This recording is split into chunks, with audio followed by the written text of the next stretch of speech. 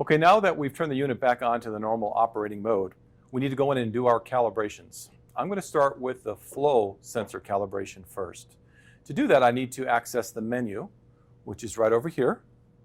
And I'm going to push that menu until I get to basically the alarm screen. So this is the alarm screen.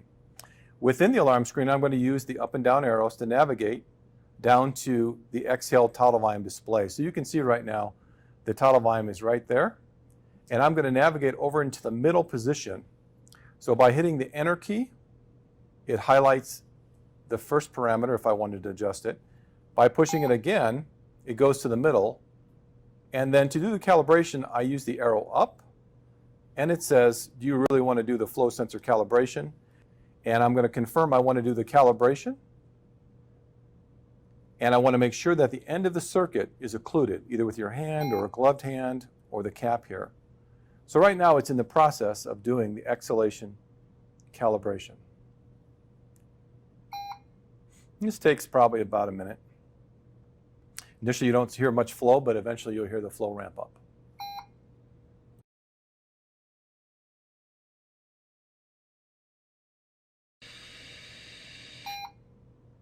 Okay, so it has just passed the flow sensor calibration.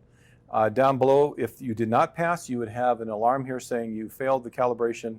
Please refer to the manual for things that you might want to check if you fail your calibration.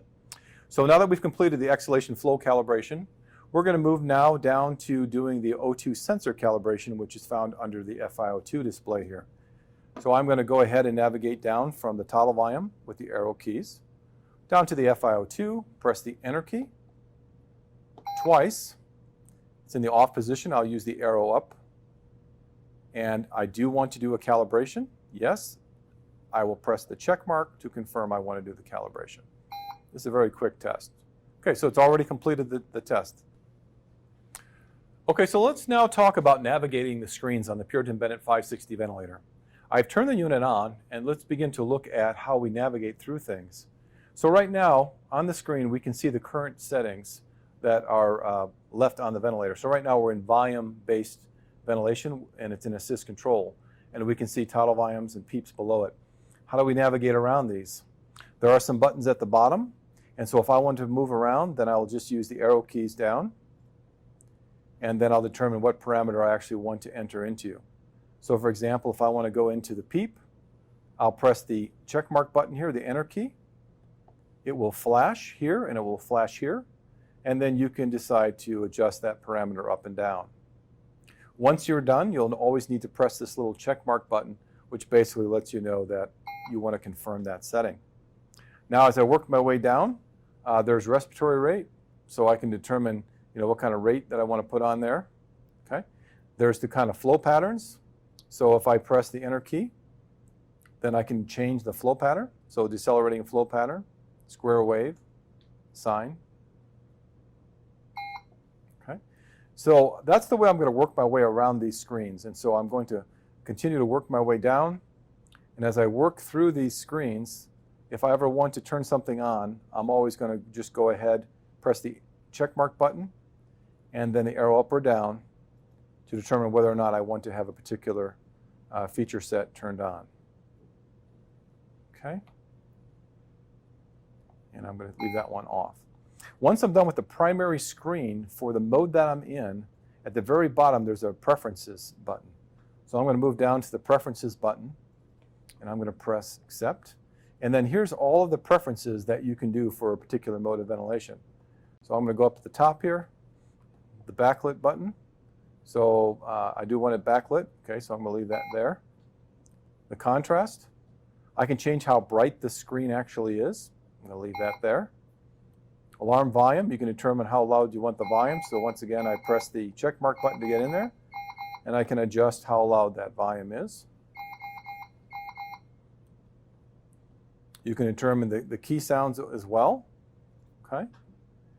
You can go to apnea alarm and make sure if you want apnea alarm on or off, and of course I'll leave it as yes. Disconnect time. So how long do you want it to last for a disconnect? So I'll press the check mark button, and then I may want to adjust that. Okay. Then I'll press accept. Do you want to show waveform displays? Yes, I want to show the waveform displays.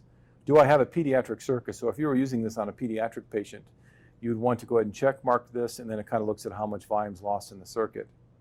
And then there are some other options for ventilator reports. You can actually send out some ventilator reports out the back. We've kind of talked about that earlier in terms of being able to get reports about patients in the back. Once I'm done with this secondary preference screen, I can go down to back to ventilation and then press accept. So I've kind of set up the primary things associated with this initial screen in terms of the display screen. Now, what I'm going to do is I'm going to change the mode of ventilation, just to get an example there. So I'm going to go ahead and hit enter. I'm going to change to, let's say, pressure control. Okay. I'm going to press the check mark button to accept it. Okay. Okay, so now I've changed the mode over to pressure control ventilation, and I want to talk a little bit about the strategy and convention of the pressures between the PEEP and the instory pressure. So the instory pressure is set at 10, and the PEEP is set at 5. And when we were in the user setup, we determined that we want to set it as a relative relationship. So on the top it says REL. And what that means is that if you have a pressure of 10 set, and if you have a PEEP of 5, that means it'll go up to 15. So then as we look at the rest of these, you have some other parameters in pressure control. You have rise time. So if I work my way down to rise time, you can set rise time, you can set the rate, you can set the in-story time, and once again, like all of the modes, you want to make sure that you verify all the settings on this screen, and then you go down to the preference screen to make sure that you have all that set the way you want. Now on the screen as well, there's also a pressure bar. So you can see the pressure rise up. It starts from the PEEP, and it comes up to the peak pressure, and there's a little line there. It may be hard to see that. You also have on this screen a number of patient parameters, so you can tell what is the volumes both inspired and expired. You can see the minute volume, you can see the total respiratory rate, the I ratio, and then the FiO2. There's also a little indicator up on top here. It means that you're using an exhalation valve, an active exhalation valve with a dual limb circuit. So all these parameters help you navigate the screen and give you additional information about what you want to set and show for your patient. Okay, now I want to talk a little bit more about the alarms. As mentioned before, there is the ability to adjust the alarms, both low and high, depending upon the mode of ventilation that you're in. So on this screen, we can see if I want to go and change one of the alarms, I can simply go to that particular alarm, and then I'll press the enter key over here. It highlights the minimum parameter, and then I can adjust it with the arrows up and down. And then finally, I want to press the check mark or enter key to accept that setting. It goes to the high one, and then I'll press accept there as well. Now you can see the actual patient value in the middle, and so that helps guides where to set obviously your low and your high alarm settings on there. You also have some additional information on the right-hand side, and you also have a display of the last alarm that occurred, so that will always stay there. Okay? If I want to adjust any of the alarms down below, then I can go down below. Once again, I just hit the enter key, go in, and make those manual adjustments.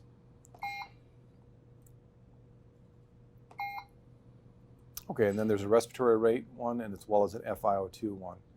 So at this point, I want to spend a little bit more time on this area up in here. So this is the alarm control button. And when an alarm goes off, you'll see a visual indication here. And you can also silence the alarm. But I want to point out a couple of things about this and this particular alarm.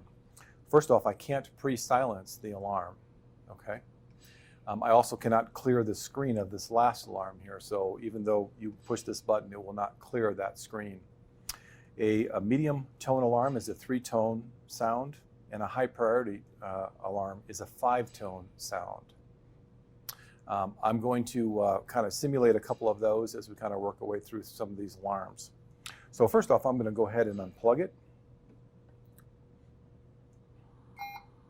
Okay, so we can see that there is an alarm that's flashing down below, and it's the AC power alarm, and there's a light up here that's lit. Now, this ventilator is intended to be used as a transport as well, so I can actually push this, and I get this alarm silence. And once again, alarm silence will last 60 seconds, but in the particular case of the going on battery power, if I want to push it twice, it moves it from that position over to here, where now it's basically silenced long term, and it won't come back on. So I've lost my visual indicators as well as my audio indicators. I'm going to go ahead and plug this back in the back.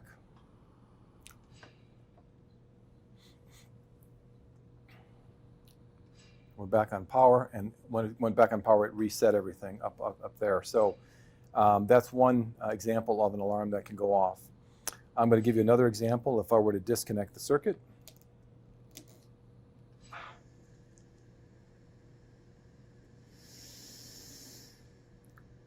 And once again, you determine how long it is before an alarm goes off for the disconnect. But it says patient disconnect right there.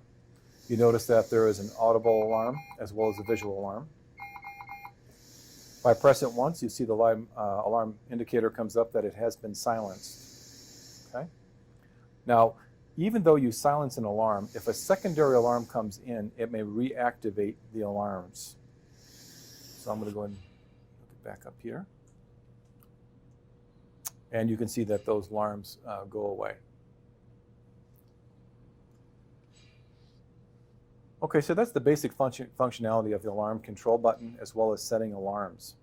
The last thing I want to kind of talk about is just going to the pressing the menu key. And once again, part of moving on past the alarms is the waveform screen. And so on the waveform screen, you do get the display of the current mode that you're in. You do get a pressure waveform, and then you get a flow waveform. And these waveforms will basically auto-scale in about 3 breaths. In addition to that, you do see all of the patient data information that's being displayed here as well. So there are basically 3 screens, and when you work your way through the normal menu, that is the primary setting screen, the alarm screen, and finally, the waveform screen. One more thing I wanted to mention about the displays here on this initial screen is you can tell when the patient is actually triggering or not. If I look at the eye ratio area, just to the right of it, if I see a dot there, that means the patient is actually triggering. So we're going to kind of show what that looks like if the patient began to trigger so you can see that little dot. And there it is right there. So that's what it looks like when a patient is actually triggering a breath. I want to talk to you now about turning the machine off. Now that we have the machine on, there are certain ways that you put it in standby versus turning the machine off. To put the machine in standby, what I'm going to do is push this button right here, and it says right on the screen, hold for 3 seconds, and then push it again to confirm. And now it's on standby. That's how you put it on standby. Now, if I want to take it out of standby, I just push the button again, and then it will start ventilating. Now, what I can't do is I can't just switch it off on the back. Watch what happens when I try to switch it off on the back. So if it's actually ventilating, and I haven't put it in a standby function, if I try to turn it off, you get that sound, and you get that screen. So I'm going to turn it back on.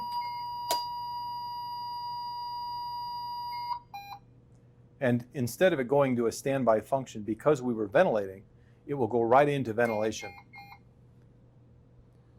So the normal process to stop the unit would be to put it in standby by holding the button in for 3 seconds. 1, 2, 3, and then pushing it again. And then you go into standby. So now you can turn the unit off.